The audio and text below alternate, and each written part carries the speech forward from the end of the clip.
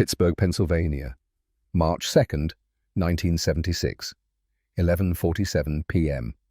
The McCloskey Tavern sits on the corner of 5th and Grant 3 blocks from the old steel mill where Thaddeus Kellerman once worked before the war.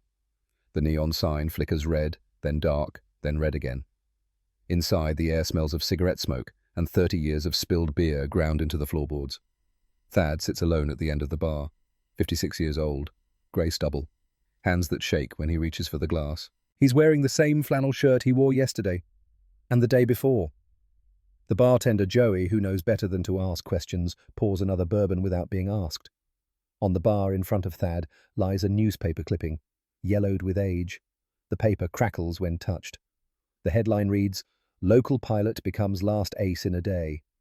The photograph shows a young man in a flight suit, 26 years old, standing beside a P-47 Thunderbolt. On the nose of the aircraft, painted in bright colours, a cartoon warhammer with the name Kit's Warhammer underneath. The young man in the photograph is smiling. Thad hasn't smiled in 6 years. He drains the bourbon. The burn doesn't register anymore.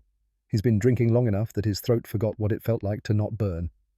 Joey pours another. The clock above the bar reads 11:51 p.m. In 9 minutes it will be March 3rd.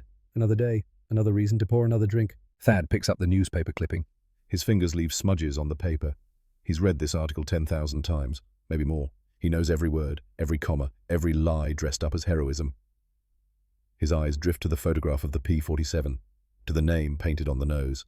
Kit, Christopher Kellerman, born December 14th, 1944, died May 5th, 1970, age 25. Thad closes his eyes. Behind his eyelids he sees fire. He sees wings separating from fuselages. He sees a 19-year-old Japanese boy burning alive in a trainer aircraft over Korea. He sees his son's casket, flag-draped, being lowered into Pennsylvania soil. He opens his eyes, drains the glass. Joey pours another. The television above the bar plays the late news. Something about the presidential campaign. Thad doesn't listen. He stopped listening to the world in 1970. The world kept turning. Thad stayed still. At 11:58 p.m., he folds the newspaper clipping and puts it back in his wallet. Right next to a photograph of Kit at age 5, missing his 2 front teeth, holding a model airplane. Right next to the telegram from the Department of Defense. Right next to the funeral card. He stands. The room tilts slightly. He compensates. Years of practice. Joey nods. "Same time tomorrow, Thad." Thad doesn't answer. He walks to the door. Outside, the March cold hits his face like a fist. The steel mill in the distance is dark. Shut down 3 years ago, just like everything else. He walks home alone, 3 blocks. Upstairs apartment above a pharmacy. 1 bedroom, 1 chair, 1 table, and a wall covered with memories that won't let him sleep. At 12:14 a.m. on March 3rd, 1976, Thaddeus Kellerman sits in his chair and stares at the Distinguished Service Cross mounted in a frame on the wall. Next to it, a purple heart that doesn't belong to him. Kit's purple heart. For dying in a training accident.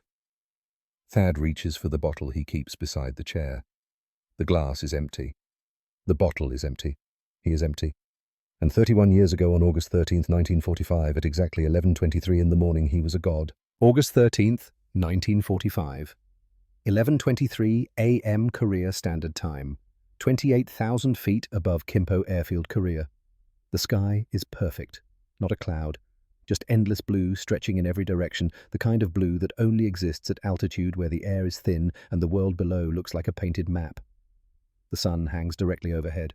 Temperature -18 degrees Fahrenheit. Thaddeus Kellerman can see his breath inside the cockpit despite the heater roaring at full blast. His P-47N Thunderbolt banks left.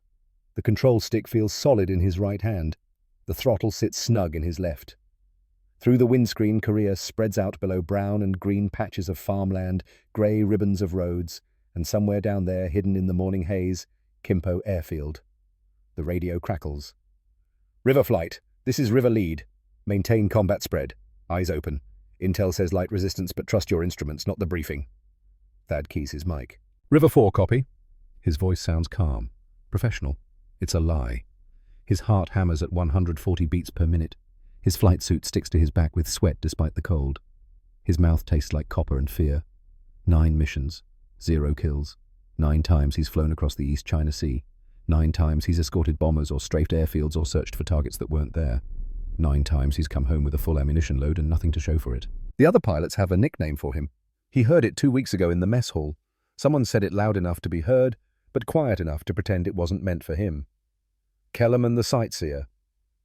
Because he flies to Korea, sees the sights and flies home. Never shoots, never fights, just sightseeing with a very expensive aircraft.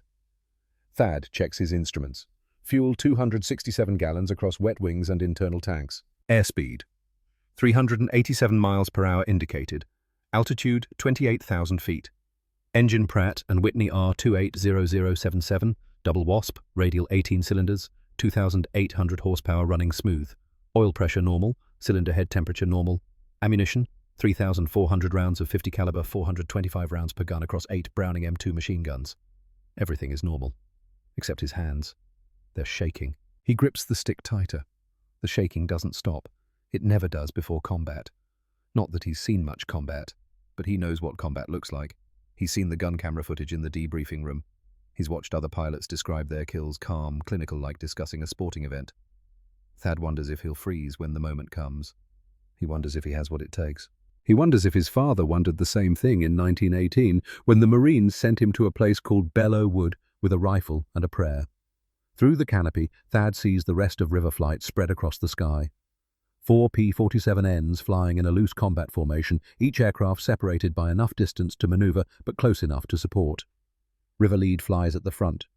River 2 and 3 on the flanks. River 4, Thad brings up the rear. 34 other Thunderbolts fill the sky around them. 53 aircraft launched from Hiroshima at dawn. 15 turned back with mechanical problems or navigation errors. 38 made it across 750 miles of open ocean to reach the Korean coastline. The mission profile is simple. Fly to Kimpo, strafe the airfield, destroy any aircraft on the ground, shoot down anything that gets airborne, then fly 750 miles back home, 8 hours round trip. Most of it over water where a single engine failure means death. Simple. Thad's hands keep shaking. At 11:22 a.m., the radio erupts. All aircraft, River Lead radar contact multiple bogies 12 o'clock low, 8,000 feet. Count is Jesus Christ. Count is 50 plus. Repeat 50 plus contacts. Thad's head snaps forward. Below, emerging from the haze like hornets from a kicked nest, Japanese fighters climb into the sky. He counts 10, then 20. Then stops counting, because there are too many, and counting won't change what's about to happen. Nakajima Ki 84. Franks, the best fighter Japan has in August 1945. Faster than the Zero, better armed, capable of climbing with American aircraft that have dominated the Pacific for 2 years. The Japanese pilots call it Hayate Gale. Allied intelligence classified it as one of the few enemy fighters that could challenge American air superiority on equal terms. 50 of them just launched from Kimpo, against 38 Thunderbolts. The mathematics are not in America's favor. Riverlead keys his mic. His voice stays level. No panic, just fact. All flights engage at will. Watch your 6. Watch your fuel. We're a long way from home. Thad's fingers tighten on the stick. His heart rate climbs past 160. His mouth goes dry. Below him, 8,000 feet down, 5 Ki 84s fly in a ragged V formation. They haven't seen him yet. They're focused on the main American formation ahead. The trailing 3 fighters lag slightly behind the leaders, either less experienced pilots or aircraft with engine problems. Thad looks at his fuel gauge. 267 gallons. He does the math in his head. 4 hours back to Hiroshima at cruise power. Every minute of combat burns fuel at 3 times the normal rate. The external drop tanks are already gone jettisoned before entering the combat zone. He's running on internal fuel only. 20 minutes of hard maneuvering, maybe 30 if he's conservative. Then it's a straight shot home with no margin for error. He looks at the ammunition counter. 3,400 rounds, against 50 enemy fighters. He looks at the 5 Ki 84s below. 9 missions without firing his guns. His father's voice echoes in his memory. Wilhelm Kellerman, age 63, sitting in the kitchen of their Pittsburgh home, coughing into a handkerchief stained with blood from lungs scarred by mustard gas. December 1944. 3 weeks before Thad shipped out. I fought so you wouldn't have to, son. But here we are again. War finds us whether we want it or not. Were you scared, Dad? At Belleau Wood. Wilhelm didn't answer immediately. He stared out the window at the falling snow. When he finally spoke, his voice was quiet. Every man is scared before he knows what he's made of. The question isn't whether you're scared. It's what you do when death is watching. August 13th, 1945. 11:23 a.m. Death is watching. Thad pushes the stick forward. The P-47N's nose drops. The altimeter unwinds. 28,000 feet. 26. 24. The airspeed indicator climbs. 400 miles per hour. 420. 440. The Pratt & Whitney R2800 roars. 21,200 pounds of fighter aircraft accelerates toward 5 enemy fighters who still haven't looked up. Thad's hands stop shaking. His vision narrows. The world contracts to a tunnel. At the far end of the tunnel, 1,000 yards away now, a Ki-84 fills his gun sight. 900 yards, 800, 700. Standard doctrine says open fire at 600 yards for a high-deflection shot. Closer for a tail chase. Thad is diving from directly above and behind. 0 deflection. The Japanese pilot has no idea he's about to die. 600 yards. Thad's thumb hovers over the trigger. 500. He can see details now.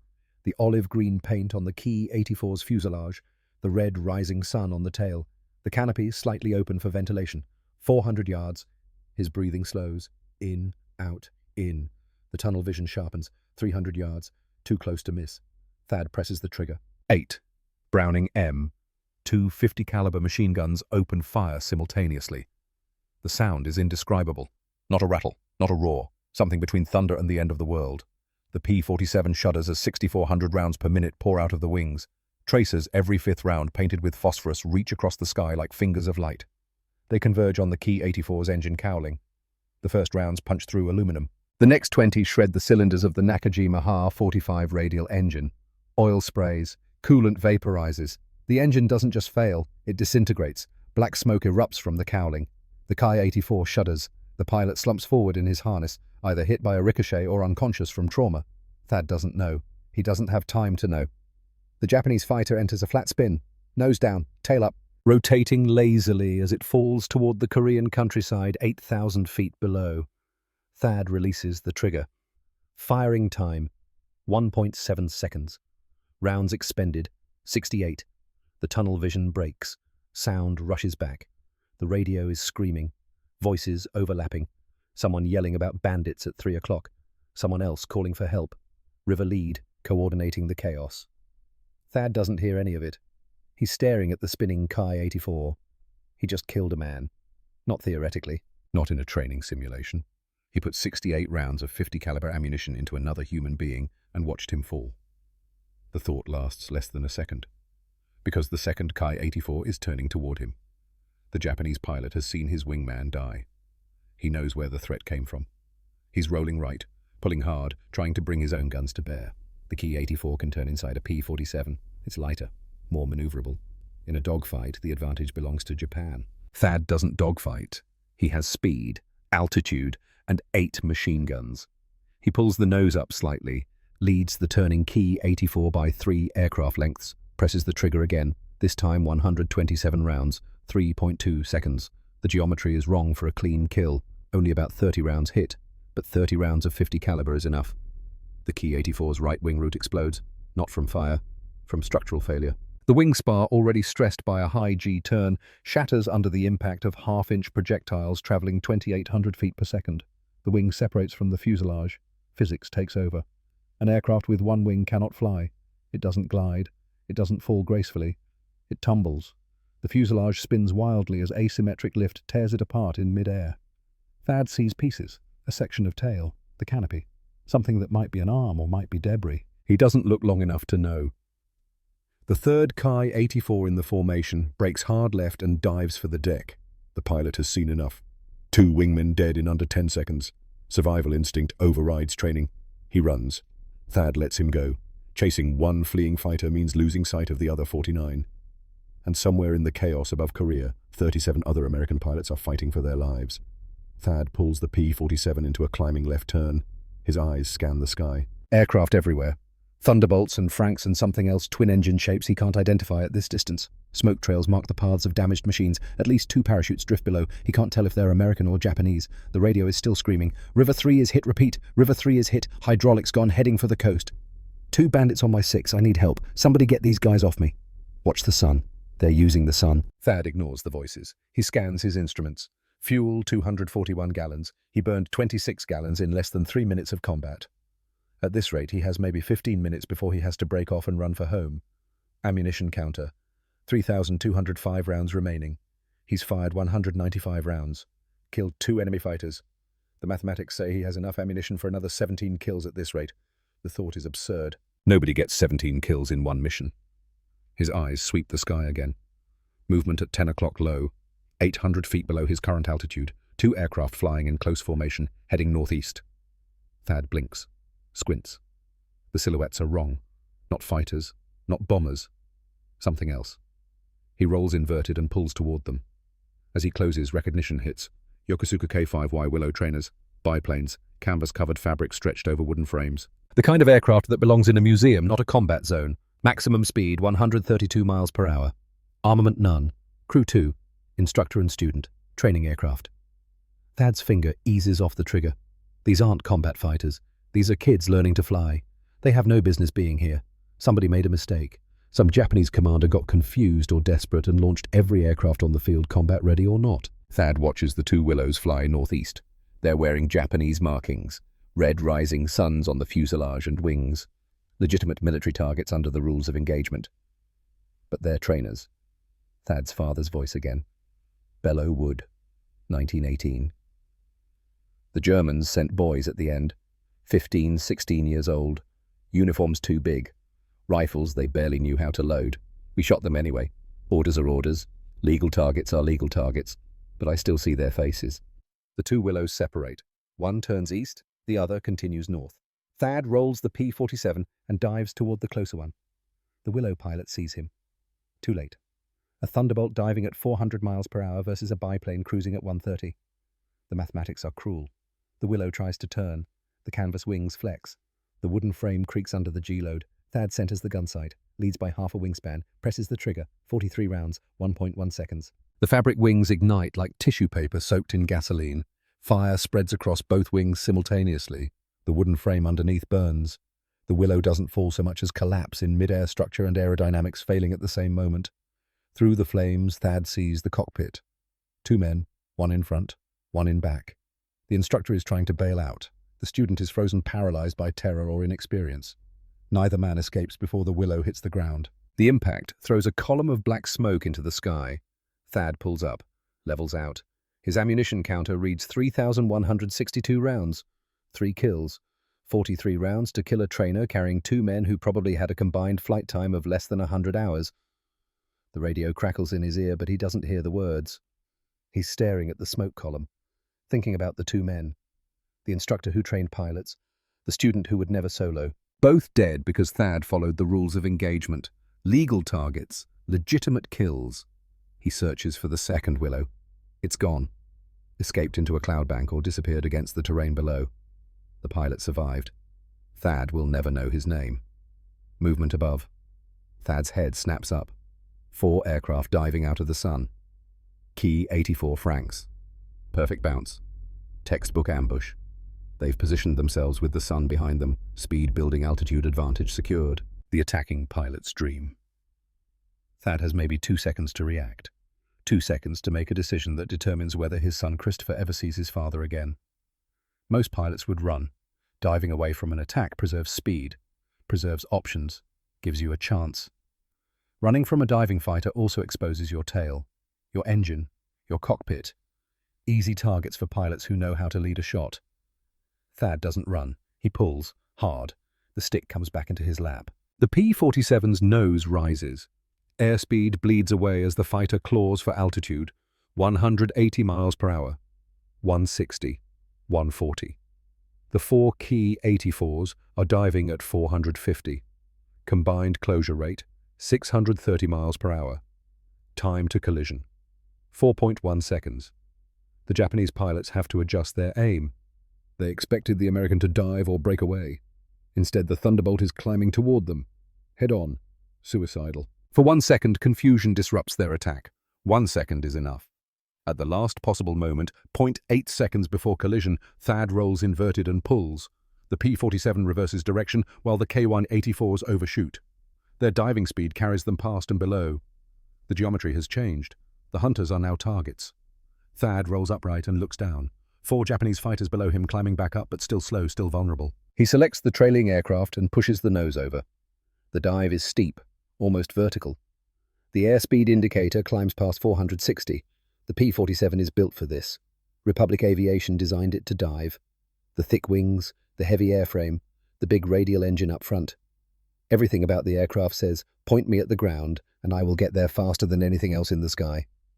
Thad puts the trailing Ki-84 in his gun sight. 400 yards, 300. 200. He fires. 189 rounds. 4.7 seconds. The Ki-84 explodes. Not burns. Explodes. The fuel tank ruptures. Aviation gasoline vaporizes. The Nakajima engine provides ignition. The result is a fireball expanding outward at supersonic speed, consuming the aircraft and pilot in less time than it takes to blink. Thad flies through the debris field. Something hits his windscreen, a piece of aluminum or a chunk of engine. The armored glass cracks but holds. Oil from the destroyed Ki-84 sprays across the canopy. He pulls out of the dive at 12,000 feet. 4 kills. Ammunition remaining, 2,973 rounds. He's an ace, not yet officially. The gun camera has to confirm. Intelligence has to verify. But 4 confirmed kills in one mission means ace status by any measure. Add one more and it's ace in a day, a distinction fewer than 50 American pilots achieved during the entire war. Thad doesn't think about records. He thinks about fuel. Gauge reads 198 gallons. Distance to Ie Shima, 750 miles. Fuel required at cruise power, 375 gallons. Current fuel minus required fuel equals negative 177 gallons. He cannot make it home. The mathematics are simple, brutal, final. Unless something changes, Thaddeus Kellerman will run out of fuel 312 miles from base, over open ocean. Water temperature 71 degrees Fahrenheit. Survival time in water, maybe 6 hours if he doesn't drown first. Rescue probability, less than 10%. He's going to die today. The thought sits in his mind like a stone, heavy, solid, undeniable. Then the radio crackles. All River Flight aircraft check in. River 2 here. River 3 hydraulics shot but still flying. Silence. River lead keys his mic again. River 4 check in. Thad keys his mic. River 4. 4 kills, confirmed ammunition expenditure. Moderate fuel. Critical. A pause. Then River lead's voice, tight with something that might be pride or might be concern. Understood, River 4. Stay with the formation. We'll get you home. Thad doesn't believe him, but he tightens up on River lead's wing anyway. Below the sky over Korea is clearing. The massive furball is breaking apart. Japanese fighters disengaging. American thunderbolts regrouping. Smoke columns rise from at least a dozen crash sites scattered across the countryside. Thad counts the P-47s he can see. 28, maybe 30. 38 launched the mission. Some turned back early. Some are too far away to see. And some he doesn't let himself finish the thought. At 11:29 a.m., 6 minutes after the first kill, River Lead gives the order. All aircraft reform on me. We're going home. 32 P-47 Thunderbolts turn southeast toward the coast. Thad checks his fuel one more time. 198 gallons. Not enough. Not even close. The East China Sea stretches below like hammered steel. Grey-blue water reaching to the horizon in every direction. No landmarks. No reference points. Just ocean and sky, and the distant hum of 32 Pratt & Whitney R2800 engines droning southeast toward home. Thad flies in formation with River Flight. His P-47N holds position 300 feet off River Lead's right wing. The other Thunderbolts spread across the sky in a loose combat, spread close enough to support each other, far enough apart to avoid mid-air collision if someone's engine quits. Altitude 12,000 feet, high enough to glide toward land if an engine fails, low enough to conserve fuel. Airspeed 180 miles per hour, painfully slow for a fighter designed to hit 460. But speed burns fuel, and fuel is the only currency that matters now. The formation crosses the Korean coastline at 11:37 a.m., 8 minutes since the shooting stopped. Land disappears behind them. Ahead lies 750 miles of nothing. Thad's fuel gauge reads 192 gallons. He burned 6 gallons repositioning after the fight. 6 gallons he didn't have to spare. The mathematics haven't changed. At 180 miles per hour, 750 miles takes 4.17 hours. His P-47N burns fuel at different rates depending on power settings. Full combat power, 2,800 horsepower throttle to the firewall consumes 150 gallons per hour. Cruise power at this speed drops consumption to 61 gallons per hour. 4.17 hours times 61 gallons per hour equals 254 gallons needed. He has 192. Deficit 62 gallons. He will flame out 149 miles from Ieshima over open water. No rescue ships positioned along the route. A pilot who ditches in the East China Sea has exactly two options. Survive long enough for rescue that probably won't come, or die on impact when a 21,000-pound fighter hits the water at 100 miles per hour. Thad has seen the ditching reports. He knows the statistics. 70% of pilots who ditch a P-47 die within the first 10 minutes. Either they drown when the heavy radial engine drags the nose underwater, or the impact breaks their spine, or they can't get out of the cockpit before it sinks. The 30% who survive the ditching face hypothermia. At 71 degrees, the East China Sea feels warm compared to the North Atlantic, but water pulls heat from a human body 25 times faster than air. Even in August, even in relatively warm water, a man starts losing coordination after 2 hours. After 4, most lose consciousness. After 6, the heart stops. Rescue aircraft don't fly at night. If Thad goes down more than 3 hours from now, he'll be in the water after dark, invisible, unfindable, dead. He checks the fuel gauge again, still 192 gallons. The needle hasn't moved in 3 minutes because the gauge reads in 10-gallon increments, but the fuel is draining, drop by drop, gallon by gallon. Mathematics doesn't care about hope. The radio crackles. All aircraft River lead. Fuel check. Report status. One by one, the pilots call in. River 2 has enough. River 3 is marginal, but should make it. River 5 through 8 are good. River 9 is tight, but thinks he can stretch it. River 4. Thad keys his mic. River 4. 192 gallons. Will not make base at current consumption. Silence on the radio. Not complete silence. Thad can hear the carrier wave the slight hiss of static, but no one speaks. Every pilot in the formation just did the same math Thad did. They all reached the same conclusion. River Lead's voice comes back. Steady, calm. The voice of a man who has made a decision. River 4 understood. All aircraft execute fuel conservation procedure Delta. Repeat procedure Delta. We're bringing everyone home. Procedure Delta.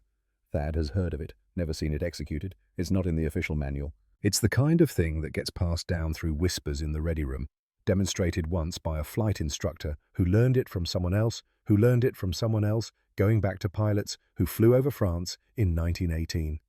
Formation flying to reduce drag. River Lead's voice again. River 4, you'll fly trail position. Tuck in tight on my 6. Everyone else rotate positions every 15 minutes. We share the load. Thad throttles back and slides behind River Lead. Closer than he's ever flown in formation. Close enough to see the dirt on River Lead's tail wheel.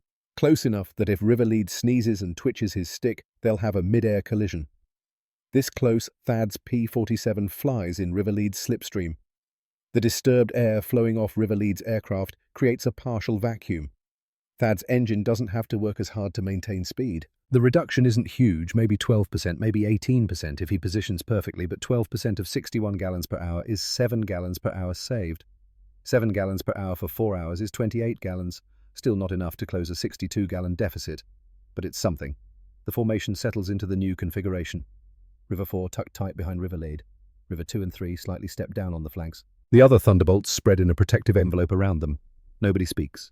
The radios stay quiet except for periodic position checks. 32 pilots flying southeast at 180, watching their fuel gauges tick down, doing mathematics in their heads. Thad leans the fuel mixture as far as he dares. The R2800 coughs once too lean, and he enriches it slightly. The engine smooths out. He adjusts the propeller pitch for maximum efficiency. Trims the aircraft to reduce control input. Every tiny adjustment saves fuel measured in drops per minute. Drops add up to gallons. Gallons add up to minutes. Minutes add up to miles. Maybe. At 12:15 p.m., 45 minutes into the flight home, Thad's fuel gauge reads 153 gallons. He's burned 39 gallons in 45 minutes. That's 52 gallons per hour, better than the 61 he'd burned solo. The formation flying is working. He recalculates. 3 hours and 32 minutes remaining at current speed. 52 gallons per hour times 3.5 hours equals 182 gallons needed. He has 153, still 29 gallons short, still going to flame out. But now it'll happen 93 miles from base instead of 149. Progress. Not enough progress. But progress. His back aches from holding formation. His right arm cramps from gripping the stick. His eyes burn from staring at River Lead's tail through oil-smeared goggles. The sun climbs higher. The cockpit temperature rises despite the altitude. Sweat soaks through his flight suit. He doesn't move, doesn't adjust. Any change in position means falling out of the slipstream. Falling out of the slipstream means burning more fuel. More fuel means dying sooner. At 1:00 p.m., the formation rotates positions. River Lead calls the change. River 4 slides out of trail. River 6 slides in. Thad moves to a flanking position where he flies solo burning fuel at the normal rate, giving his cramped muscles a break. 15 minutes later, they rotate again. Thad is back in trail, back in the slipstream, back to saving 7 gallons per hour. That might not be enough. The ocean passes below, unchanging, eternal. Thad wonders how many pilots have stared at this same water, doing this same mathematics, reaching this same conclusion. He wonders how many of them made it home. At 1:30 p.m., River 3's voice breaks the radio silence. River Lead, River 3, I've got a problem. Go ahead, 3. Hydraulic pressure dropping. Losing it slow but steady. If it goes to 0, I lose flight controls. A pause. Then River Lead. Can you make it to Okinawa? Unknown. Depends how fast I lose pressure. Might have 20 minutes. Might have 2 hours. Understood. You're cleared to break formation and head direct to Kadena if needed. We'll notify them you're coming. Copy, Led. I'll hold as long as I can. River 3 stays with the formation. His P-47 holds position. But Thad can see it now, a slight shimmer in the air behind River 3's tail. Hydraulic fluid leaking, vaporizing in the slipstream, a thin mist that catches the sunlight. If River 3's hydraulics fail completely, the flight controls will lock up. The stick won't move, the rudder won't respond. The aircraft will fly in whatever attitude it's trimmed for until it runs out of fuel or the pilot bails out. 2 pilots in trouble now, River 4 with fuel, River 3 with hydraulics, mathematics and mechanics conspiring to kill them both. Thad checks his gauge.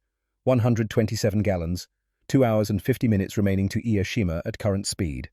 Fuel needed 147 gallons. Deficit 20 gallons. He's gaining. Slowly. The formation flying is working. But there's still a gap.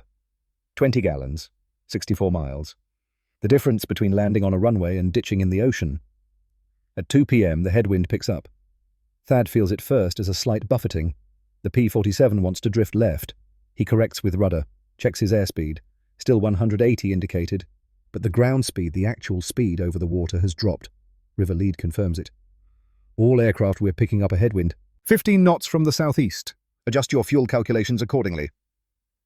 15 knots is 17 miles per hour, subtracted from their ground speed. New ground speed, 163 miles per hour.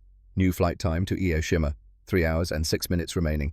New fuel required at 52 gallons per hour, 161 gallons. Current fuel, 127 gallons. New deficit, 34 gallons. Thad just lost all his progress and went backward. The wind is going to kill him. He stares at the fuel gauge. Wills the needle to move right. It doesn't. Physics doesn't negotiate. Mathematics doesn't care. The wind blows from the southeast, and the fuel burns, and the deficit grows, and there is nothing he can do about it. His hands tighten on the stick. His jaw clenches. For the first time since the shooting started, Thad feels something other than adrenaline or fear. He feels anger. Anger at the wind, at the ocean, at the P-47's massive fuel-hungry engine, at the mission planners who sent 38 fighters 750 miles from base with no margin for error, at the Japanese for launching 50 fighters, at himself for shooting 4 of them down and burning fuel he didn't have. The anger doesn't help. It just sits in his chest like a hot coal. At 2:30 p.m., River 3's hydraulics fail completely. River Lead, River 3. Hydraulic pressure 0. Flight controls are locked. I'm in a shallow descent, can't pull out. Bailing out in 30 seconds. Copy 3. Good luck. Thad watches River 3's P-47 nose over slightly and begin a gentle dive toward the ocean. At 8,000 feet, the canopy blows off.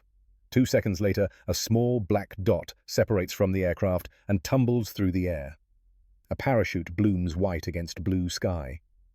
River 3's P-47 continues its dive. Pilotless. It hits the water at a shallow angle and skips like a stone. Once, twice. Then the nose catches and the aircraft cartwheels. Metal screams, wings separate. The fuselage breaks in half. The whole mess disappears beneath the surface in less than 5 seconds. Above, River 3 drifts down under his parachute. He'll hit the water in maybe 90 seconds. After that, he's a man in a raft in the middle of the East China Sea with no rescue ships in range. River lead calls it in. Mayday. Mayday, mayday. River 3 is down. Position approximately. He reads off coordinates. Pilot in the water appears uninjured. Request immediate rescue. The response from Hiroshima base is professional and unhelpful. Copy your mayday. No rescue assets in that area. Nearest rescue ship is 6 hours away. We'll vector them to the coordinates. 6 hours. River 3 will be in the water for 6 hours before help arrives, if the rescue ship can even find him. If he can survive that long, if the weather holds, if 100 other variables align perfectly. Thad watches the parachute descend, watches River 3 hit the water, watches him inflate his raft and climb in, a tiny yellow dot on an infinite grey ocean. Then the formation flies on, leaving him behind. Because the mathematics for the other 31 pilots are just as unforgiving. If they circle and wait for rescue, they burn fuel they don't have. They go down too. 32 pilots in the water instead of 1, so they leave him. They have to. Thad tears his eyes away from the yellow raft, focuses on River Lead's tail, holds formation, watches his fuel gauge, 103 gallons. At 3 o'clock, PM Okinawa appears on the horizon, a dark smudge against the lighter blue of the sea. The formation's first landmark in 3.5 hours. Distance to Hiroshima from here 93 miles. Flight time at current speed with current headwind, 34 minutes. Fuel required, 29 gallons. Current fuel, 96 gallons. Thad is going to make it. The realization hits like a physical blow. He's going to make it. The mathematics finally turned in his favor. Barely. By the thinnest margin imaginable. But the numbers work. 67 gallons of surplus. Enough to land with a reserve. Enough to taxi to the hard stand. Enough to shut down the engine and climb out of the cockpit and touch solid ground. He's going to live. The tension in his shoulders doesn't release. His grip on the stick doesn't relax. He doesn't trust it yet. Too many things can still go wrong. The wind can shift. The engine can fail. A fuel line can develop a leak. He won't believe it until his wheels touch coral. But the mathematics say he'll make it. At 3:15 p.m. the headwind dies. Ground speed climbs back to 180. The fuel consumption calculation improves. Thad's surplus grows to 74 gallons. At 3:28 p.m. Hiroshima fills the windscreen. A flat speck of coral and sand 4 miles northwest of Okinawa, home to 3 fighter groups and thousands of support personnel. The ugliest, most beautiful piece of rock Thad has ever seen. River Lead calls the tower. Hiroshima Tower, River Lead with 31 aircraft inbound. Request priority landing, multiple aircraft, critical fuel. Roger, River Lead. Field is yours. Emergency crews standing by. Winds are 270 at 8 knots. Use runway 27. You're cleared to land. The formation breaks into trail, single file, 1 aircraft every 30 seconds. River Lead enters the landing pattern first, gear down, flaps extended. Final approach over the beach where war correspondent Ernie Pyle died 4 months ago. Touchdown, roll out. River 2 follows, then River 4. Thad is River 4. He checks his fuel one last time. 48 gallons. More than enough. He's won the mathematics. But the anger in his chest hasn't faded. If anything, it's grown. Because River 3 is floating in a raft somewhere behind them. Because Thad killed 4 men this morning. Because the war everyone thought would last another year might end tomorrow, and all of this, all the killing, all the dying, all the fear might have been for nothing. He pushes the thoughts aside, extends his landing gear. The 3 wheels lock down with a reassuring thunk, extends his flaps. The P-47 slows, becomes heavy in his hands. Final approach. The coral runway rises to meet him. 140 miles per hour. 120, 90. Touchdown. The main gear hits first. Coral dust explodes in twin clouds. The tail wheel drops. Thad's weight settles into the seat. The deceleration pushes him forward against his harness. He's down. He's alive. He rolls out and turns off the runway. Follows the taxiway to the hard stand where his crew chief waits. The man's eyes go immediately to the gun ports on the wings, checking for carbon residue that indicates the guns were fired. He sees plenty. Thad shuts down the engine. The R2800 coughs once and goes silent. After 8 hours and 18 minutes of continuous operation, the sudden quiet is obscene. Thad can hear the wind, the ticking of cooling metal, his own breathing. His hands are shaking again. Worse than before the mission. He tries to unbuckle his harness. His fingers won't cooperate. It takes him 3 tries. The crew chief climbs onto the wing, opens the canopy, looks inside. "Lieutenant, you okay?" Thad tries to answer. Can't. His throat is closed. His eyes burn. He's not crying. He doesn't cry. but his vision is blurred and his chest is heaving and he can't make words come out. The crew chief understands. He's seen this before. He grips Thad's shoulder. Come on, sir. Let's get you out of there. Thad climbs out of the cockpit. His legs don't want to support his weight. 8 hours in the seat. Muscles cramped, joints stiff. He nearly falls off the wing. The crew chief catches him. On the ground, Thad leans against the P-47's fuselage. His P-47, his aircraft. Kit's warhammer, named after his son. Painted with a cartoon hammer on the nose. The artwork seems stupid now, childish. He named a killing machine after his baby. Other pilots are climbing out of their aircraft, some laughing, some quiet. Someone is talking about the Japanese fighters. Someone else about River 3. Someone mentions 5 kills and says Rivera, and Thad realizes they're talking about him, but they have the name wrong. Rivera is someone else. Some other pilot who became an ace today. No. Wait, that's not right. Rivera was the other guy, the one who didn't make ace. Thad is Kellerman. Thad might be an ace. 4 kills confirmed. Maybe 5 if the gun camera caught something he doesn't remember. The crew chief is counting bullet holes on the P-47, checking for battle damage. He finds none. Not one hit. Thad flew through a fight with 50 enemy aircraft and didn't take a single round. But the ammunition counter tells a different story. The crew chief reads it and whistles. Lieutenant, you fired 2,973 rounds, out of 3,400. You went through damn near all your ammo. 2,973 rounds, 427 rounds remaining. Thad did the mathematics earlier, but hearing it spoken aloud makes it real. He fired 87% of his ammunition. Another minute of combat, and he'd have been Winchester completely dry, like River 8. The thought arrives unbidden. River 8 was in the fight too, somewhere in the chaos over Korea. What happened to River 8? Thad looks around the hardstand, counts thunderbolts. 28, 29, 30, 31, including his own. 38 launched the mission. 15 turned back early. 31 landed just now. 2 missing. River 3 ditched. That accounts for 1. Where's the other river lead appears walking across the hardstand. He's carrying his plotting board and looks tired. 50 years old if he's a day. Too old to be flying combat missions. But here he is anyway. Kellerman. Thad straightens. Sir, you did good up there. Real good. 4 confirmed kills. Maybe 5 we'll know when we check the gun camera. And that fuel discipline getting home outstanding. Thank you, sir. Debriefing in 20 minutes. Get some water. Get your head straight. Intelligence is going to want every detail. Yes, sir. Sir, what happened to the other aircraft? We're one short besides River 3. River lead's expression darkens. River 12. Engine fire over the target. Pilot tried to make it to the coast but didn't. Went down over land.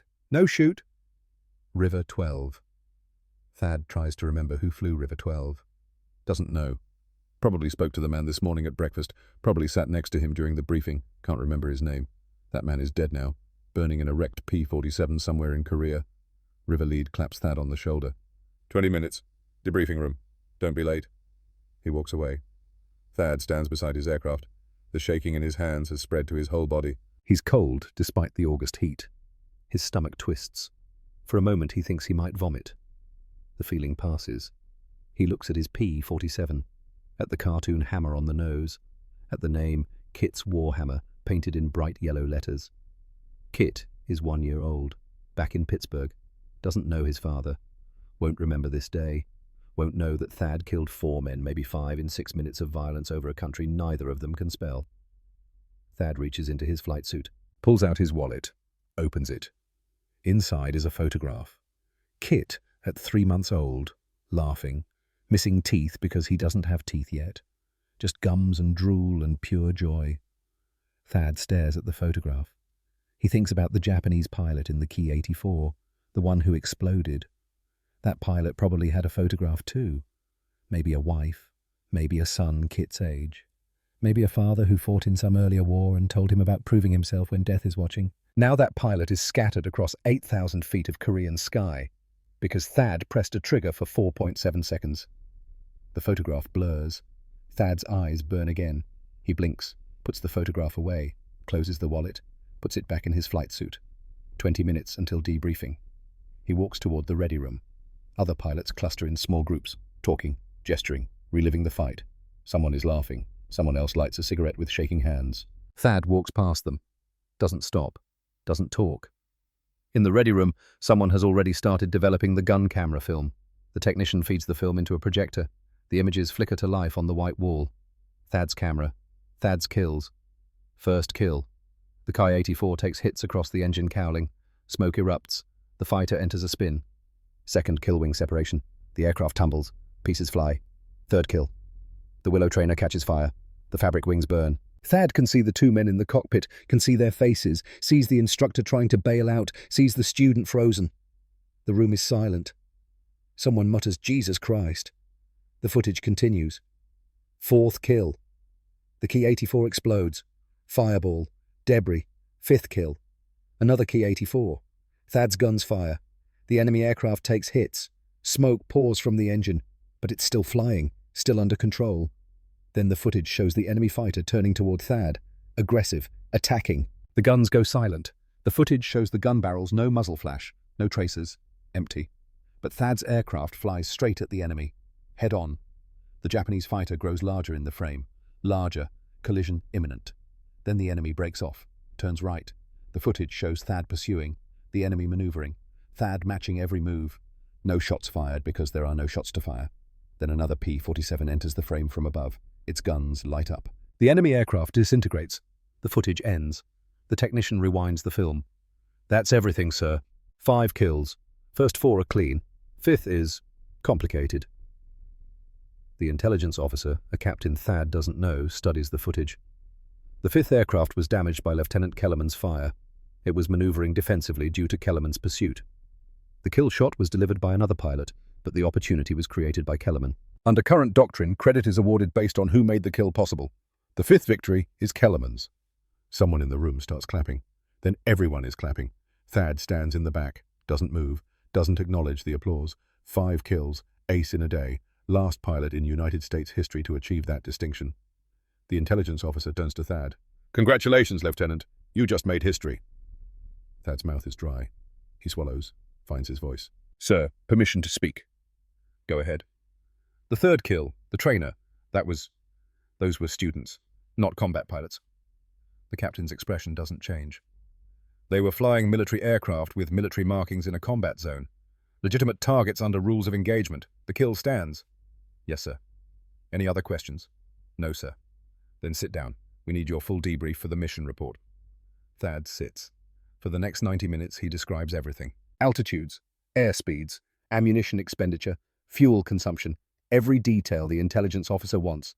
He describes killing 5 men. He describes running out of ammunition and bluffing his way through the final engagement. He describes the flight home with fuel bleeding away gallon by gallon. He describes watching River 3 bail out and drift down to the ocean.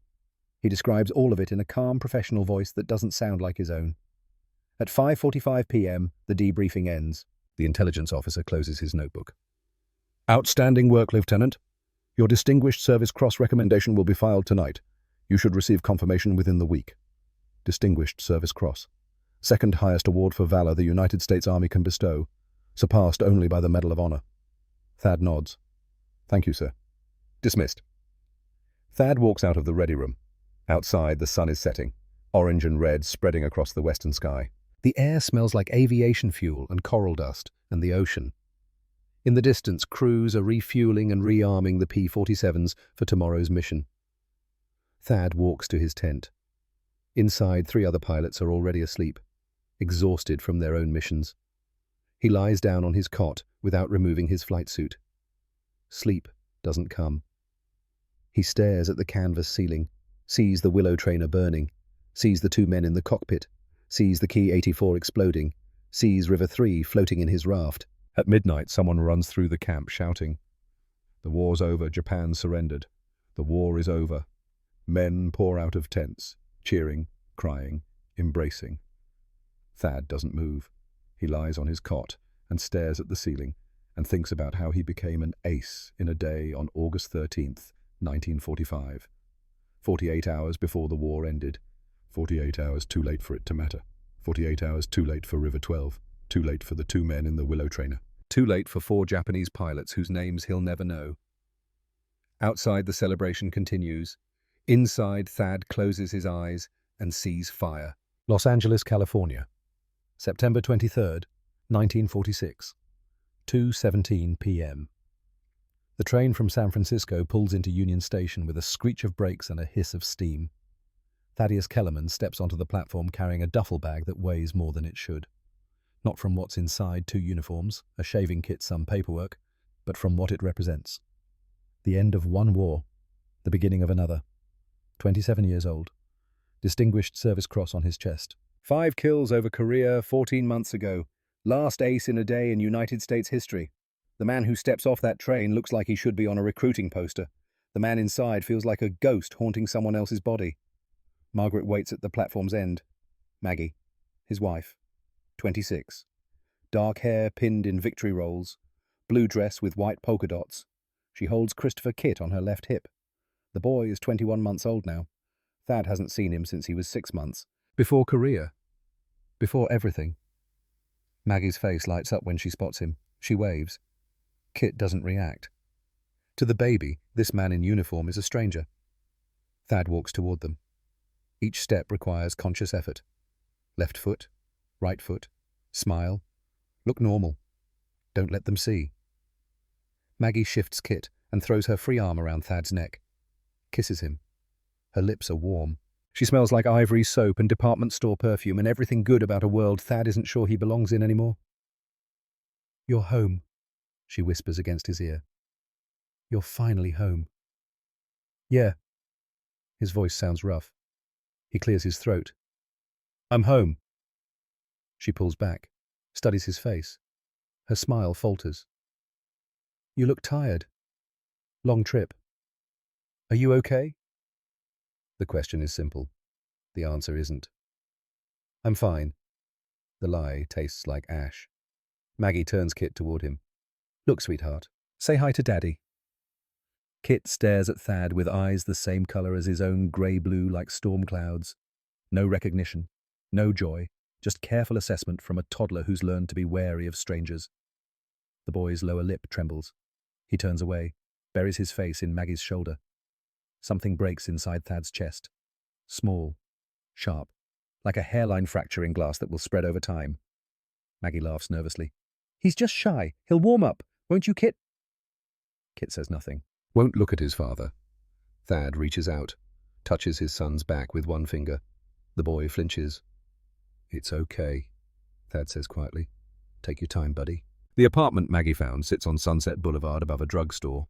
1 bedroom, kitchen, living room barely big enough for a sofa and a radio.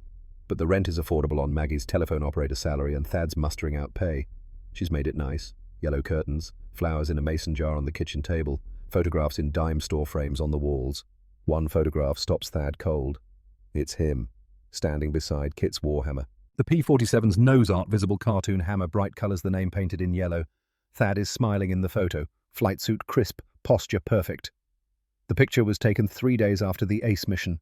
Some photographer from Stars and Stripes wanted shots of the last pilot to achieve the distinction. Thad had smiled on command, pretended to be proud, given them the hero they wanted. Now that hero stares at him from a frame on his own wall. "That's my favorite," Maggie says, noticing where he's looking. "Everyone at work asks about it. I tell them you're too modest to talk about what you did." Thad turns away. "Where should I put my gear?" "Bedroom closet. I cleared space." He unpacks in silence. 2 dress uniforms on hangers. Flight jacket with the 57th Fighter Group patch. Garrison cap. At the bottom of the duffel, wrapped in a towel, is a 5th of bourbon he bought during the layover in San Francisco. He stares at it for a long moment, then hides it behind his shoes in the closet. That night they eat dinner as a family for the first time. Maggie made pot roast with carrots and potatoes. Kit sits in a wooden high chair and methodically throws green beans onto the floor. Each one hits with a soft plop. "Kit, no," Maggie says. "We eat our food. We don't throw it." Kit looks at her, picks up another bean, drops it, watches it fall. Maggie sighs, looks at Thad. He's going through a phase. "It's fine." "Are you sure I know this isn't—" "It's fine, Maggie." The sharpness in his voice surprises them both. Kit's eyes go wide, his chin trembles. Thad immediately regrets it. "I'm sorry, it's been a long day." Maggie nods slowly, forces a smile. "Of course. You must be exhausted." They finish dinner in near silence. The only sounds are silverware on plates and Kit's occasional babbling. After Maggie bathes Kit in the kitchen sink, gets him into pajamas, rocks him to sleep in the bedroom while singing something soft Thad can't make out through the door. Thad sits on the sofa. The radio is off. The apartment is quiet, except for the muffled sounds of Los Angeles outside. Cars' voices, the normal world continuing, as if 50 million people hadn't just died. The walls feel too close. The air feels too thick. His hands start shaking. He goes to the bedroom closet, retrieves the bourbon, takes it to the kitchen, pours 2 fingers into a water glass. The first swallow burns, the second doesn't. By the third, his hands have stopped shaking. Maggie finds him at the kitchen table an hour later. The bottle is half empty. Thad sits with his head in his hands, staring at nothing. Thad, her voice is careful, like she's approaching a wounded animal. How long have you been drinking? Just tonight. The bottle's half gone. I said just tonight. She sits across from him, reaches for his hand. He pulls away. Talk to me, she says. Please, what's wrong? What's wrong? Where does he start? The willow trainer burning. 2 men screaming. The mathematics of fuel running out over open ocean. River 3 floating in a raft. The Distinguished Service Cross they pinned on him for killing 5 people in 6 minutes. Nothing's wrong, he says. I'm just tired. You're not fine, Thad, I can see it. Whatever happened over there? I don't want to talk about it. Maybe you need to. I said I don't want to talk about it. His voice echoes in the small kitchen. In the bedroom, Kit starts crying. Maggie's eyes fill with tears. She stands. I'll check on him. She leaves. Thad sits alone with the bourbon and the silence and the weight of everything he can't say. He pours another glass. November 8th, 1946. Los Angeles Memorial Coliseum. 10,000 people fill the stadium on a Saturday afternoon. Sunshine, band music, flags snapping in the breeze, a ceremony honoring Pacific Theater veterans. Generals give speeches about duty and sacrifice and the American way. Thad sits in the front row wearing his dress uniform. Every ribbon perfectly aligned, shoes polished to mirrors. The Distinguished Service Cross hangs around his neck on its blue ribbon. Maggie sits beside him. Kit is on her lap, mercifully asleep, head on her shoulder. A colonel takes the podium, grey-haired, chest full of ribbons from 2 wars. He begins reading citations for various awards. When he gets to Thad's name, the tone changes, becomes reverent. First Lieutenant Thaddeus Joseph Kellerman, United States Army Air Forces, for extraordinary heroism in connection with military operations against an armed enemy on August 13, 1945. Lieutenant Kellerman, flying a P-47 Thunderbolt fighter, engaged superior enemy forces over Kimpo Airfield, Korea. Despite facing odds of nearly 2-1, Lieutenant Kellerman destroyed 5 enemy aircraft in a single engagement, becoming the last pilot in United States history to achieve ace-in-a-day status. His exceptional skill, courage, and devotion to duty reflect the highest credit upon himself and the United States Army Air Forces. Applause erupts. People stand. The sound crashes over Thad like a wave. He rises mechanically, walks to the podium, shakes the colonel's hand, accepts a framed certificate suitable for hanging. Flashbulbs pop. Cameras click. The colonel leans close, smiling for the photographers. You've earned your place in history, son. Be proud. Thad nods. Can't find words. After the ceremony, reporters swarm. Microphones thrust into his face. Questions shouted over each other. Lieutenant Kellerman, how does it feel to be the last ace in a day? What was going through your mind during the engagement?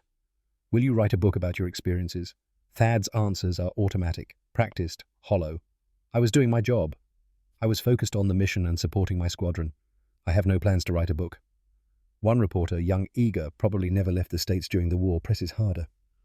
But, Lieutenant, your story could inspire thousands of young Americans. Don't you think you owe it to your country to share what you learned? Thad looks at him, really looks, sees the enthusiasm, the naivety, the complete and utter lack of understanding about what he's asking. What I learned, Thad says slowly, is that some things shouldn't be shared. Some things should stay buried. The reporter blinks. I don't understand. I know you don't. Interview's over. Thad walks away, finds Maggie waiting by the exit. Kit is awake now, thumb in mouth, watching the crowd with wide eyes. In the car, Maggie is quiet for 3 miles. Then, that seemed to go well. Thad doesn't answer. The certificate is nice. We can hang it with the photograph. Still nothing. Thad, you just received one of the highest honors the military can give. You should be what? He doesn't raise his voice. Doesn't need to. Happy, grateful. They gave me a medal for killing 5 men, Maggie. One of them was 19 years old, flying a training plane. Probably had less flight time than Kit has life experience. I burned him alive, and they call it extraordinary heroism. Maggie's hands tighten on the steering wheel. You were following orders. You were at war. I know what I was doing. Then why can't you accept that what you did mattered, that you helped end the war? The war ended 2 days later, whether I killed those men or not. The Emperor was already negotiating surrender. I earned my place in history by doing something that changed absolutely nothing. In the back seat, Kit starts to whimper. The tension in the car is thick enough to suffocate a toddler who can't understand the words but feels the anger. Thad turns around, softens his voice. It's okay, buddy. Daddy's not mad at you. But Kit won't look at him, just cries harder. At home, Maggie puts Kit down for his nap. When she comes back to the living room, Thad has the bourbon out. Middle of the afternoon, sunlight streaming through the yellow curtains. He's pouring a drink like it's evening, and he's earned it. Maggie stops in the doorway. It's 2 in the afternoon, Thad. I know what time it is. This is becoming a problem. It's not a problem. You're drinking every day. I'm having a drink. There's a difference. Is there? He doesn't answer. Just takes a swallow. Feels the familiar burn. The slight softening of the edges where reality cuts too sharp. Maggie crosses her arms. I think you should talk to someone about what you went through. There are programs for veterans who are having trouble adjusting. I'm not having trouble adjusting. Thad. I said I'm fine. The glass slams down on the table. Bourbon sloshes over the rim. I'm home. I'm alive. What more do you want? Maggie's eyes fill. I want my husband back. You're looking at him. No. Her voice breaks. I'm looking at someone wearing his face. The man I married knew how to smile, knew how to be happy. This isn't you. Maybe it is now. She stares at him for a long moment, then turns and walks to the bedroom. The door closes softly. Not a slam. Worse, the quiet sound of someone giving up for the day. Thad sits alone in the living room, pours another drink, stares at the photograph on the wall. The smiling pilot, the famous plane, the hero who doesn't exist anymore. Outside Los Angeles continues. Cars pass, people laugh, the world spins on. Inside, Thad drowns. May 12th, 1950, Pittsburgh, Pennsylvania. Rain hammers the cemetery. Not the gentle spring rain that makes things grow. The cold, hard rain that feels like punishment. Wilhelm Kellermann's casket sits beside a fresh grave. 20 people stand under black umbrellas. Family. A few veterans from the VFW who knew him. A pastor who never met Wilhelm, but knows all the right words about sacrifice and service and eternal rest. Thad stands at the graveside, Maggie beside him. Kit, 5.5 years old now, holds his mother's hand and watches the casket with solemn eyes. The boy doesn't cry. He's too young to fully understand death. He just knows Grandpa Wilhelm won't be coughing into handkerchiefs anymore. The pastor finishes. They lower Wilhelm into Pennsylvania soil. 69 years old. World War I veteran. Lungs destroyed by German mustard gas at Belleau Wood in 1918. 32 years later, those lungs finally quit. People file past, offer condolences, pat Thad's shoulder, say things like, he's in a better place, and he served his country with honor. Thad nods, thanks them, waits for them to leave. When the last car pulls away, he stands alone at the grave. Even Maggie has taken Kit back to the car to get out of the rain. The headstone is simple grey granite. Wilhelm Joseph Kellermann, 1881 to 1950, SGTUSMC, Belleau Wood, 1918. Below, someone added a quote, duty, honor, sacrifice. Thad stares at the words. 3 concepts that sound noble when carved in stone, but feel like chains when you wear them. His father taught him those words, passed them down like a family heirloom. Wilhelm learned them in French trenches, brought them home along with lungs full of poison gas and nightmares he never talked about. Then Wilhelm gave them to Thad, told him a man proves himself when death is watching. Thad proved himself over career, killed 5 men, earned a medal, became a name in history books. Now Wilhelm is dead. Thad is 31, and every night he drinks bourbon until he can't remember the faces of the men he killed. This is what duty looks like. Honor, sacrifice. Rain soaks through his coat. He doesn't move. Maggie finally walks back across the cemetery. She holds an umbrella over both of them. Come on, Thad. Kit's getting restless. Did I ever tell you what my father said before I shipped out? What? He said the question isn't whether you're scared. It's what you do when death is watching. Thad's voice is flat. He was teaching me to worship this, the violence, the medals, the idea that war makes you real. He was trying to prepare you. He was poisoning me, same way his father probably poisoned him. Generation after generation teaching boys that killing proves something. Thad turns to look at her. His eyes are red but dry. And now Kit's 5 years old. He asks me questions about the war, wants to know if I was brave, if I fought bad guys. He's already learning the same poison. Thad, you're a good father. I'm a drunk who can't sleep without whiskey and can't look at his own son without seeing everything I've destroyed. That's not true. Isn't it? When's the last time Kit asked me for help instead of you?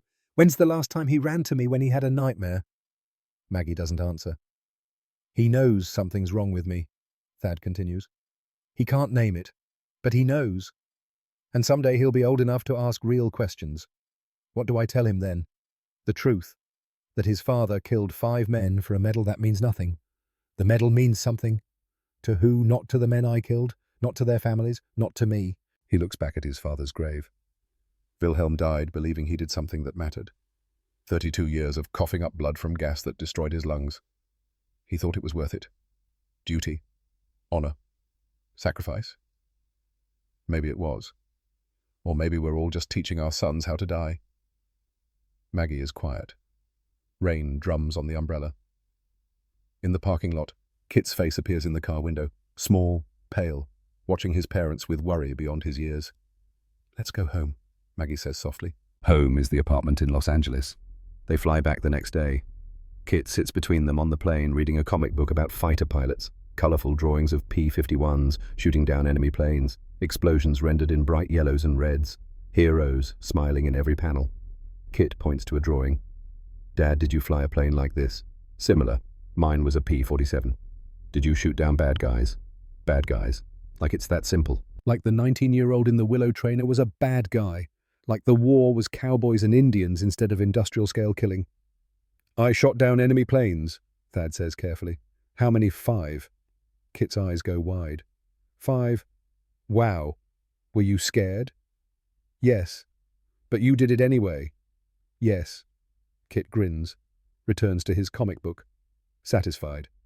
His father is a hero, just like Captain America, just like the drawings. Thad stares out the airplane window at clouds below. His son thinks he's brave, thinks war is an adventure, thinks killing is something to be proud of. Thad doesn't correct him, doesn't have the words, doesn't want to steal the innocence while it lasts. But he knows with the certainty of mathematics of fuel gauges ticking toward empty that someday Kit will learn the truth. Someday the poison will find him too. June 29th, 1968. Los Angeles, California. Evening.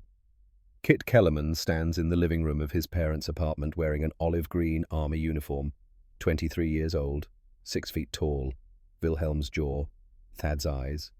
The Kellerman men have always looked good in uniform. It's both a blessing and a curse. Thad sits on the same sofa he's been sitting on for 22 years. 54 years old now, grey at the temples, lines etched deep around his eyes and mouth. 2 decades of bourbon have weathered him from the inside out. Maggie stands near the kitchen, arms crossed, face carved from stone. She's 48, still beautiful.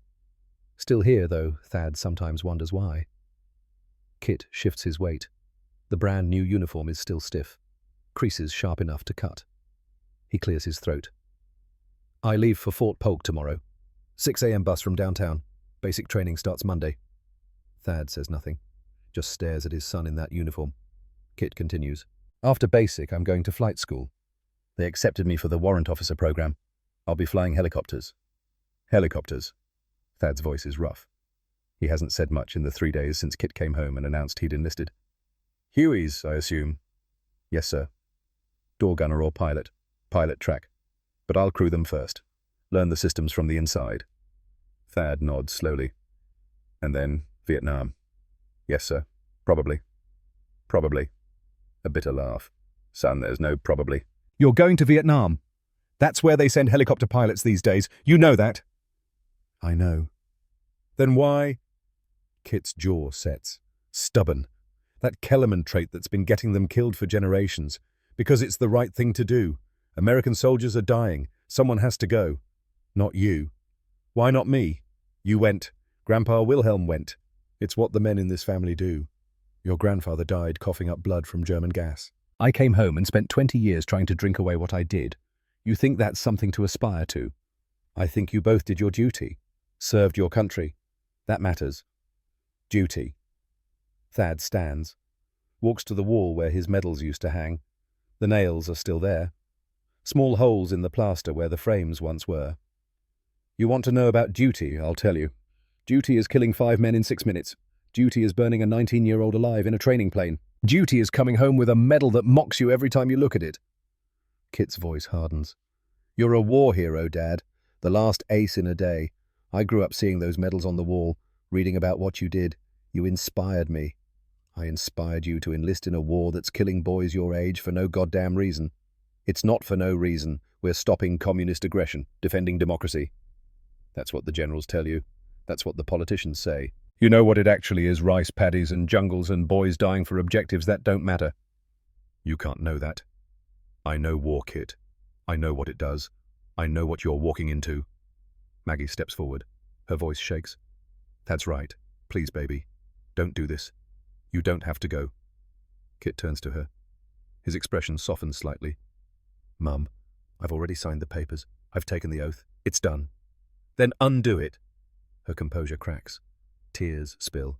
Tell them you changed your mind. Anything. Just don't get on that bus. I can't. You can. You're 23 years old. You have your whole life ahead of you. You could go to college, get a job, get married, have children. Don't throw it away for what? For duty, for honor, for the same things Dad and Grandpa Wilhelm did. Kit's voice rises. My whole life I've heard stories about what the Kellerman men accomplished, how they served, how they sacrificed. Now it's my turn. It doesn't have to be. Maggie is crying openly now. You don't have to prove anything. Yes, I do, Kit shouts, then softer. Yes, I do. Silence fills the apartment. Heavy, suffocating. Thad moves to the window, stares out at Los Angeles. Traffic below. Lights coming on as evening deepens. The normal world, the safe world, the world his son is about to leave. You think you're doing this because of me, Thad says without turning around, because you want to live up to what I did.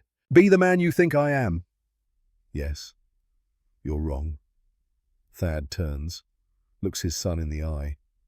You're doing this because I failed you, because I put those medals on the wall instead of in the trash where they belonged, because I let you grow up thinking war was noble instead of telling you the truth. What truth? That I'm not a hero, I'm a killer who got lucky. That every man I shot down had a family, had people who loved him. That the 19-year-old in that willow trainer probably had a mother who cried herself to sleep every night after they told her he was dead. Thad's voice cracks. That I see his face every time I close my eyes. That I've been drowning in whiskey for 23 years trying to forget. That's the truth, Kit. That's what you're signing up for. Kit's expression doesn't change. I'm not you, Dad. No, you're worse. You're walking into it with your eyes open. I was drafted into a war we had to fight. You're volunteering for one we're losing. We're not losing. Yes, we are. Turn on the news. Read a newspaper. We've been there for years and we're no closer to winning than when we started. All we're doing is bleeding, theirs and ours, and you want to add your blood to it. Someone has to. Why? Why does it have to be you? Kit's jaw trembles. For just a second, Thad sees the little boy who used to ask if war was like the comic books. Then the mask hardens again. Because you taught me to, Kit says quietly. Maybe not with words, but with those medals on the wall, with the photograph of you and your plane, with the way people talked about you.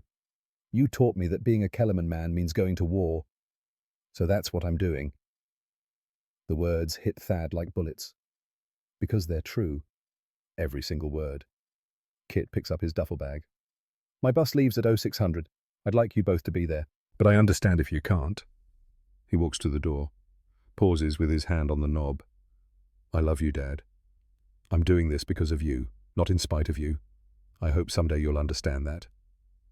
The door closes. Maggie collapses into a chair. Sobs rack her body. 23 years of marriage. 23 years of watching Thad slowly disintegrate. Now their son is following the same path. Thad stands frozen, staring at the closed door. Then he moves, goes to the kitchen. Opens the cabinet where he keeps the bourbon. Empty bottle. He threw it away this morning, Promised Maggie he'd quit. The promise lasted 11 hours. He grabs his keys. Where are you going? Maggie's voice is thick with tears. Out. Thad, please, not tonight. Stay. Let's talk. Let's figure out how to... There's nothing to figure out. He doesn't look at her. Can't. He's going. We can't stop him. End of story. We could try harder. We could what? Lock him in his room. He's 23, a legal adult. He doesn't need our permission. Then forbid him. Use your experience. Tell him what it's really like. I just did. Thad's voice cracks. I told him everything. And you know what? It doesn't matter. Because he's already infected with it. That poison I've been carrying. That disease that's killed Kellerman men for generations. It's in him now. And nothing I say will cure it. He walks out. Drives to the liquor store on Sunset. Buys 2 bottles. Drives to a park. Sits in his car in the darkness. Opens the first bottle. Drinks until he can't see straight. Drinks until the guilt becomes something manageable. Drinks until he passes out slumped against the steering wheel. A police officer finds him at 3 a.m. Recognizes him. Thad's been picked up before. Calls Maggie instead of taking him to jail. She drives to the park. Finds her husband unconscious in a 20-year-old Chevy that smells like bourbon and failure. Gets him home somehow. Puts him to bed. Sits on the edge of the mattress and cries while he snores. The next morning, June 30th, 1968, Maggie wakes at 5 a.m. Thad is still passed out. She shakes him. Thad, wake up. We have to go. No response. She shakes harder. Thad, Kit's bus leaves in an hour. Get up. He groans. Rolls over. His eyes crack open. Bloodshot. Pupils like pinpricks. What time is it? 5 a.m. Kit leaves at 6. We have to go to the bus station. Thad sits up. The room spins. His head pounds. His mouth tastes like he's been chewing on dirty pennies. I can't. What? I can't go. Tell him I'm sick. Thad, I can't watch him get on that bus, Maggie. His voice breaks. I can't stand there and smile and pretend I'm proud when I know what's waiting for him. He's your son. That's why I can't go. Don't you understand? If I go, if I see him off, I'm giving my blessing. I'm saying it's okay, and it's not okay. It's not. Maggie stares at him. Her face cycles through emotions. Anger, desperation, grief, resignation. Finally. Fine. Stay. I'll go alone. She gets dressed, leaves without another word. Thad sits on the edge of the bed, listens to the car start, listens to it drive away, sits in silence for 20 minutes, then gets up, gets dressed, gets in his old Chevy, drives toward the bus station. Maybe he can still catch them, still say goodbye, still find words that will make a difference. He's halfway there when he realizes what he's doing. Realizes that showing up drunk, reeking of bourbon with shaking hands and bloodshot eyes won't help Kit, won't change anything, will only confirm what his son already knows, that his father is broken. Thad pulls over, sits on the side of the road, watches the clock on the dashboard tick to 5:58, 5:59, 6 o'clock. The bus is leaving now. Kit is on it. Maggie is watching him go.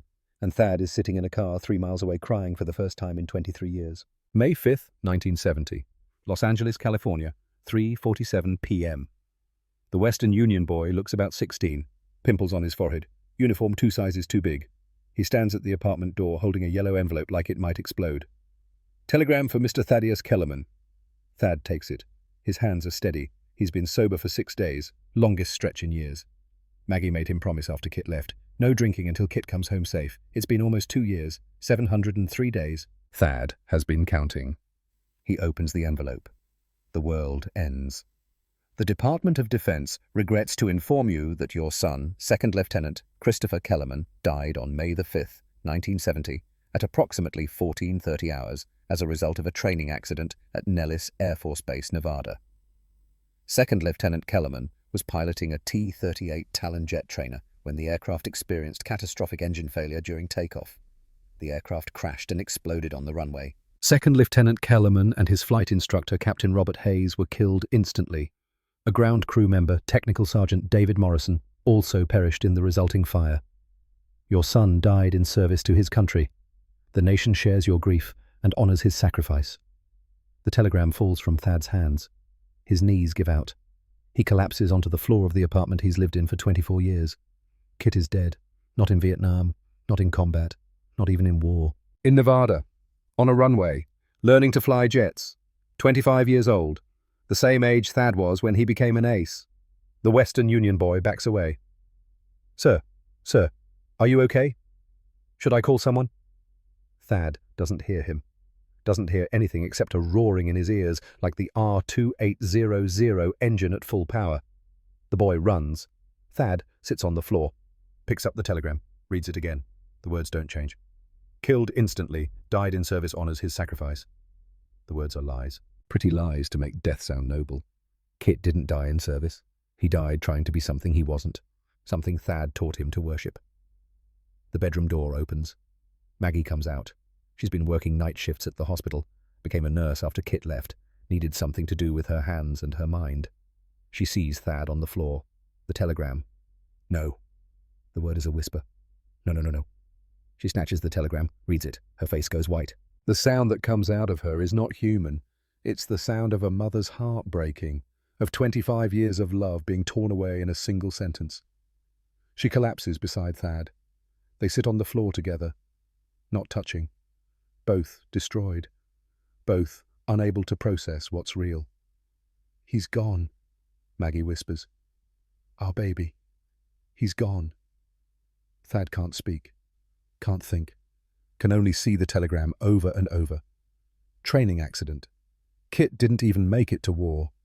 He died practicing. The funeral is 4 days later. May 9th, 1970. Pittsburgh. They bury Kit next to Wilhelm. 3 rows over from where they'll bury Thad 6 years later. The ceremony is military. Honor guard. Flag. 21-gun salute. Taps played on a bugle while spring rain falls like tears. 100 people attend. Family. Friends. People Kit knew from high school. Fellow soldiers from his training company who got leave to come. Thad and Maggie stand at the graveside, both wearing black, both hollow. The chaplain says words. Standard words. Greater love hath no man, and gave his life in service, and we commit his body to the earth. They fold the flag, present it to Maggie. She clutches it to her chest. Someone Thad will never remember who says he died a hero, just like his father. Thad's hands clench into fists, just like his father. That's the problem. That's exactly the problem. After the burial, people gather at a nearby church for a reception. Coffee and sandwiches and people trying to say comforting things that aren't. Thad stands in a corner, doesn't eat, doesn't talk, just exists. A colonel approaches, grey-haired, ribbons from Korea and the early Vietnam years. He offers his hand. Mr. Kellerman, I wanted to express my condolences. Your son was an exceptional young officer. Thad doesn't shake the offered hand. You didn't know him. I reviewed his training records, top of his class in every phase. Would have made an excellent pilot. Would have. I'm sorry. You said would have. Past tense. Because he's dead. Because your training program killed him. The colonel's expression hardens. Lieutenant Kellerman died in an accident. These things happen in aviation. The aircraft experienced a catastrophic engine failure. It wasn't what anyone's fault, just one of those things. Thad's voice is low, dangerous. My son is dead because the military put him in a plane that failed, sold him a dream of serving his country, and now he's in the ground at 25 years old. Don't tell me these things happen. Don't tell me about his records. Just leave me alone. The colonel backs away. Someone else tries to approach. Thad turns and walks out of the church. Outside, he sits on the steps in the rain. Maggie finds him 20 minutes later, sits beside him. They don't speak. Just sit in the rain that's now coming down hard. Finally, Maggie says, I'm leaving. Thad looks at her. Not today, she continues. Not this week, but soon. I can't do this anymore, Thad. I can't watch you destroy yourself over something that's already gone. I understand. Do you understand that I've loved you for 27 years? That I've watched you drink yourself into oblivion every night for 2 decades? That I stayed because I hoped someday you'd find a way to forgive yourself? I can't forgive myself. I know. That's why I'm leaving. Tears mix with rain on her face. I loved 2 Thaddeus Kellermans, the one I married in 1944, and our son who we named Christopher but called Kit. Now they're both gone. One to war. One to whatever you've become. I can't save you, Thad. I can't save someone who doesn't want to be saved. I don't want to be saved. I know. She stands. The divorce papers will be ready in a few weeks. I won't ask for anything. Just my freedom. She walks away. Thad sits alone on the church steps. The rain falls harder. October 15th, 1975. Pittsburgh, Pennsylvania. Thad has been back in Pittsburgh for 3 years. Moved here after the divorce. After Maggie left. After everything fell apart. The apartment is a studio on the south side. 2 rooms. Bathroom the size of a closet. Rent is $90 a month. Thad pays it with disability checks from the VA. The cirrhosis qualified him. That and the nightmares. That and the shaking hands that never stop. He doesn't work. Doesn't have friends. Doesn't do much of anything except exist. Today, existing means sitting in the apartment at 3 p.m. on a Wednesday, staring at a cassette recorder on the table. He's been drinking. Not as much as usual. Just enough to loosen his tongue. Enough to say things he's never said out loud. He presses record. This is Thaddeus Kellerman, October 15th, 1975. I'm 56 years old. I'm dying. Liver's shot. Doctor says I've got maybe 6 months if I stop drinking. Less if I don't. I'm not going to stop. He takes a swallow of bourbon, clears his throat. I'm recording this for Kit. Except Kit's dead. Has been for 5 years. But I'm going to talk to him anyway, because I never said what I needed to say when he was alive. Another swallow. Kit, if somehow you can hear this, if there's anything after death and you're out there somewhere, I need you to know something. It's my fault. Not the engine failure, not the accident. My fault. Because I taught you to worship the wrong things. His voice cracks. I put those medals on the wall. I let people call me a hero. I let you grow up thinking that war was glorious, that killing 5 men in 6 minutes was something to be proud of. And you, God, Kit, you believed it. You believed all of it. And it killed you. He stops, breathes, continues. You died trying to be me. Trying to live up to something that was never real in the first place.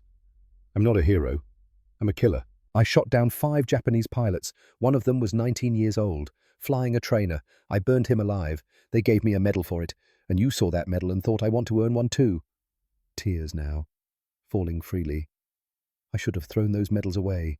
Should have told you the truth from the beginning. Should have said war isn't glory. It's horror. It's killing and dying and coming home broken. It's nightmares and bourbon and 23 years of trying to forget faces you'll never forget. He drinks, wipes his eyes. But I didn't tell you. I stayed quiet. I let the poison pass from me to you, like it passed from my father to me. Wilhelm died coughing blood from gas he breathed in 1918. I'm dying from cirrhosis from bourbon. I've been drinking since 1945. You died in a plane crash trying to earn the same glory that killed us both. He leans close to the microphone. If anyone ever listens to this, if they find it after I'm gone, remember this. Glory isn't free. Sometimes it costs everything. Sometimes it costs your son. Don't let your boys be heroes.